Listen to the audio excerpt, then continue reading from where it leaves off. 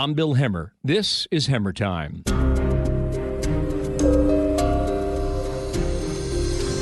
Ronna McDaniel, Chairperson, Republican National Committee. Welcome to the Hemmer Time podcast.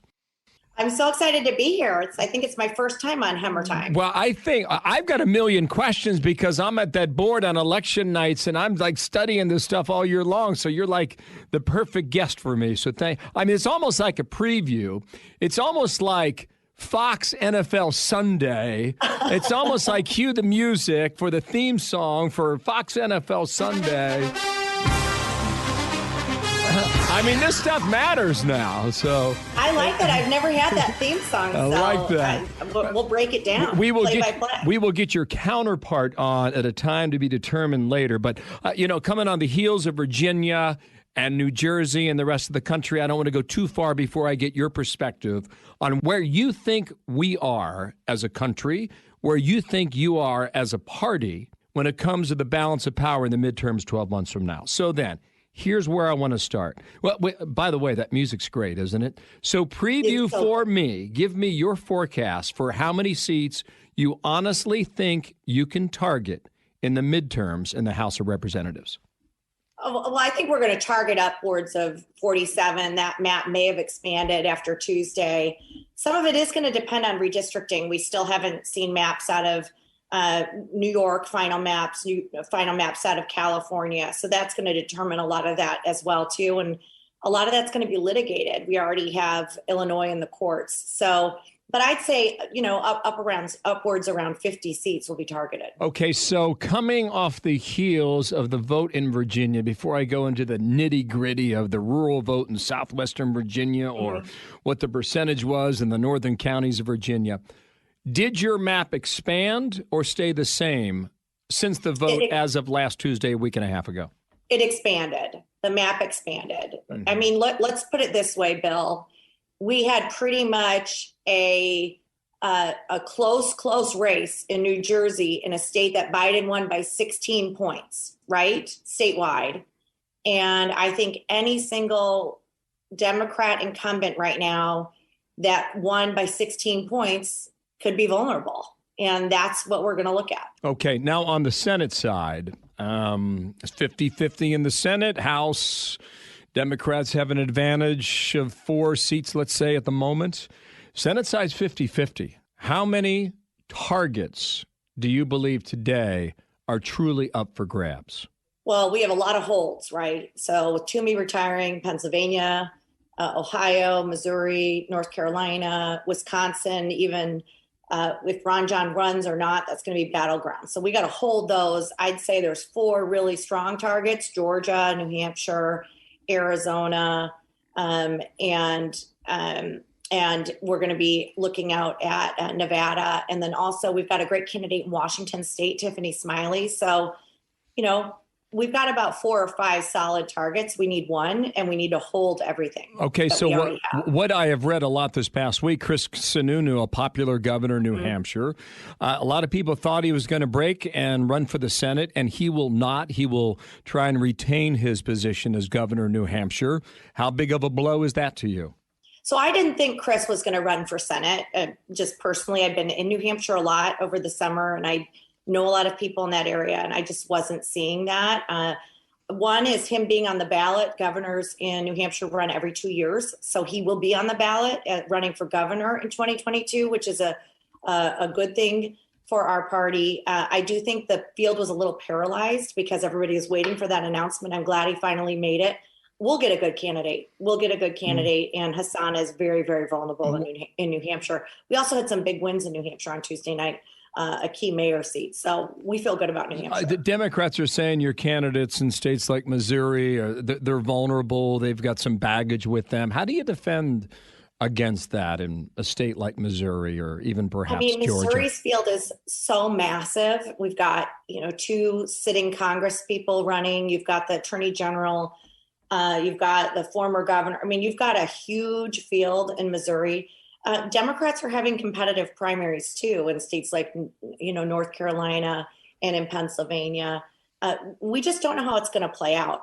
Missouri, I think, is a state that we're going to hold. Missouri's been trending very, very red. Ultimately, the voters are going to decide. From an RNC perspective, I can't wait for those primaries to play out. We don't play in primaries, and we're building the ground game for the general, and that's always our focus. Okay, so I was looking at Connor Lamb in Pennsylvania. He wants to be a senator. He's from Western PA, the Pittsburgh area, won a House seat a time or two. He sent out a message the other day. He said, if you want a senator who runs as a socialist, feeds the GOP attack ads, and did not help with infrastructure, I'm not your guy. That's not how you beat Republicans. I know because I've actually done it and will again. I'm a normal Democrat who supports jobs and wins elections. And votes with Nancy Pelosi pretty much 100% of the time. But the phrase, the phrase, Connor Lamb is, he is a progressive in, sheep's clothing.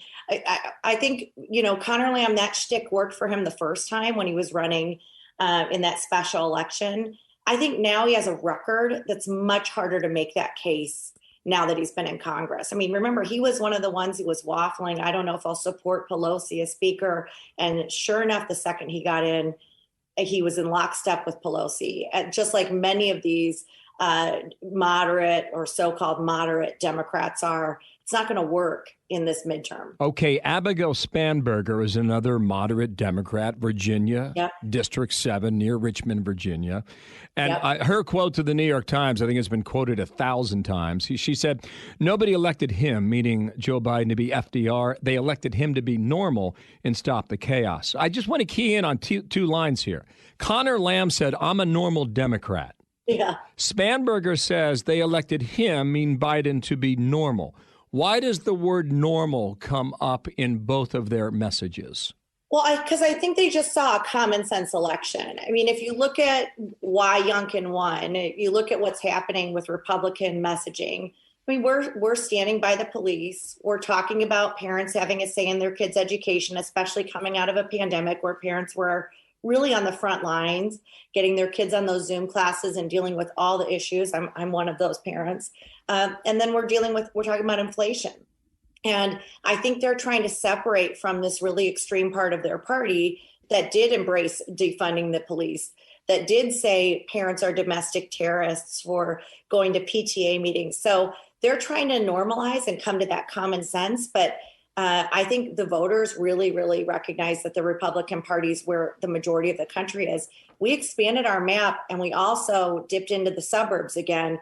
And Amanda Spanberger knows this better than anyone. If you look at those suburbs of Richmond, you look at Chesterfield County, you look at Enrico, we had gains. And I think those suburban voters are coming back to the Republican Party in this election showdown. Interesting. Also, you got the infrastructure vote. I mean, it's still fresh in our minds, and maybe Build Back Better happens. Maybe it doesn't. I really don't have an answer for you on that. But you brought up Virginia, so let's dive in.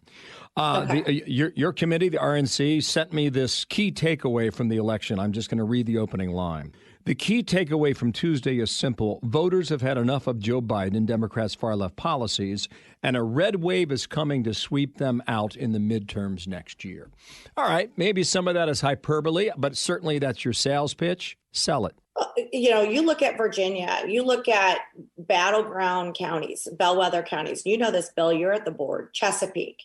Youngkin won Chesapeake County in that Norfolk area by 6 points. Trump lost Chesapeake by 7. Youngkin won Virginia Beach by 8 points.